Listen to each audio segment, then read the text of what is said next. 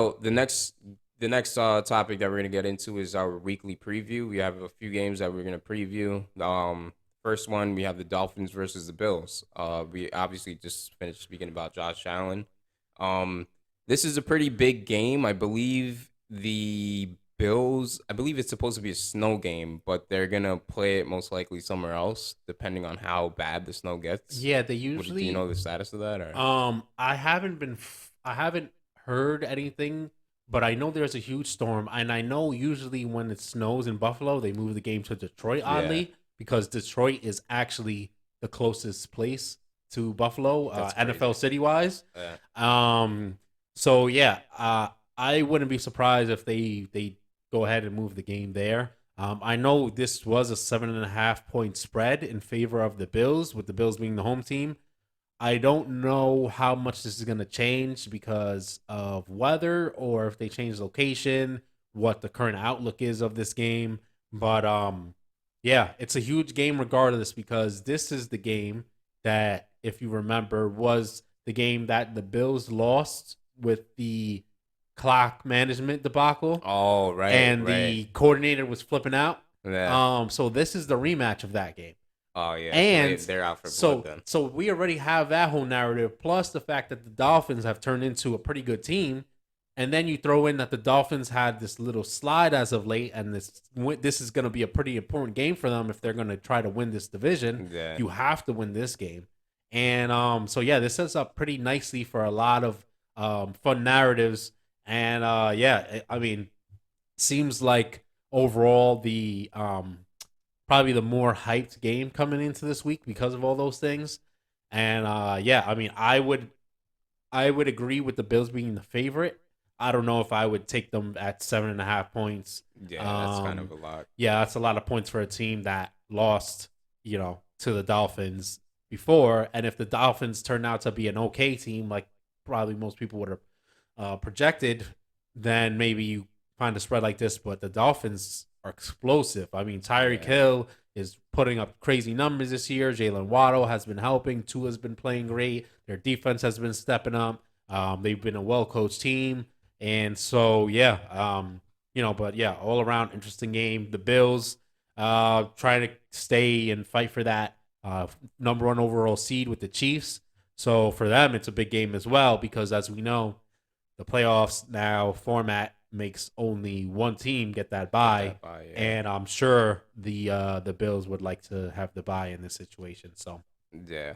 And another thing, just last thing with the Bills is I think this is the time where they start to get hot. I think this is the time to get hot in December leading into the playoffs because you don't want to be, they've been kind of up and down, kind of inconsistent. This is where they want to kind of get on track. The Dolphins, I mean, the same thing goes for them, especially being that they just dropped one against the Niners and the Chargers, which are two great teams, great football teams. But again, the Dolphins they've shown throughout the entire season they're a great football team. So speaking of the 49ers, the next game that we have is the 49ers versus the Seahawks. The 49ers are the -3.5 road favorite against the Seahawks. And this is also kind of an interesting situation. yeah, and so 49ers have been dominant as of late. The Seahawks started off super strong, kind of came back a little bit more towards earth now, and but it's a divisional game. The other part of this is we know how big of a factor that Seahawks home advantage is. Yes. Uh, I've seen plenty of graphics already this week. This is going to be the Thursday night game, by the way, but I've seen plenty of graphics this week talking about how um, something around like the 49ers are like 1 in 20 at in Seattle or something like that. Wow. That's The crazy. past, like, past whatever decade, 2 decades, something like that. So yeah, that's pretty interesting. And then you throw in the fact that, you know, while the 49ers have been dominant, they are rolling with the rookie Brock Purdy as of late.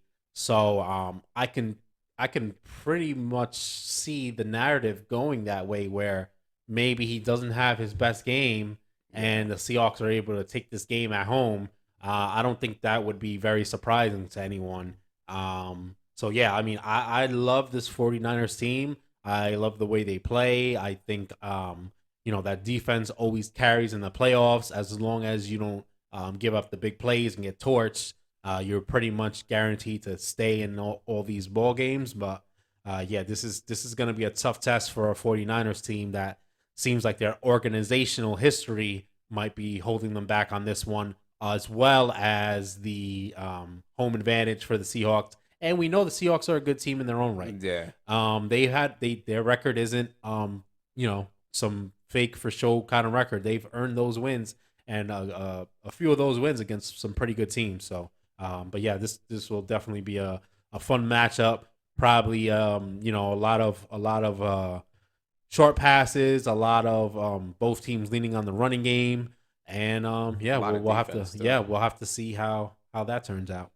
So the next game that we have is the Giants versus the Commanders, another divisional game. Kind of weird because the Commanders they versed the Giants, then they went on a bye, and now they're versing the Giants again. So it Mhm. seems like they would most likely be a lot more prepared for the Giants, being that they just had to verse the Eagles last week, and now they're going to Washington, which you spoke about earlier. It's kind of tough to, I mean, I don't think a lot of teams want to see the Commanders. They're not like a stout team where it's like Yeah, they're they're not gonna, world beaters. They're yeah, just dangerous. yeah, exactly. It's kind of like a threat team in a sense. So the Giants they're kind of on a losing skid right now. Kind of came down to earth a little bit. We're seeing the talent gaps between them and other teams. However, I do think they match up well with the Commanders. We've seen it. Obviously, they had that tie. So I think this is the game that the Giants they get back on track. Dable pulls out a win on the road and they're able to beat the Commanders and put the Commanders a little bit out of reach of the playoffs just in general. So that's just my opinion on it. It's also I mean the Commanders are -4.5 spread. So Yeah, I yeah. mean I was gonna say that. So the Commanders, probably for a lot of the reasons you said. One, they're the home team. Two, they're coming off the bye. Three, they just played the Giants before the bye. And four, while the Commanders are on a bye, after playing the Giants, who they already game plan for, and now have to roll a new game plan for the same team, the right. Giants had to go focus on the Philadelphia Eagles, who spanked them around and dominated them. So now the Giants are coming into this game, and that's after Saquon was going through some injuries. I'm sure the Giants would have wished they could have had some time to heal up. The Commanders do get that time. Um, but yeah, like you said, the Giants match up pretty well with the Commanders. You could see that based on the last outcome with that tie.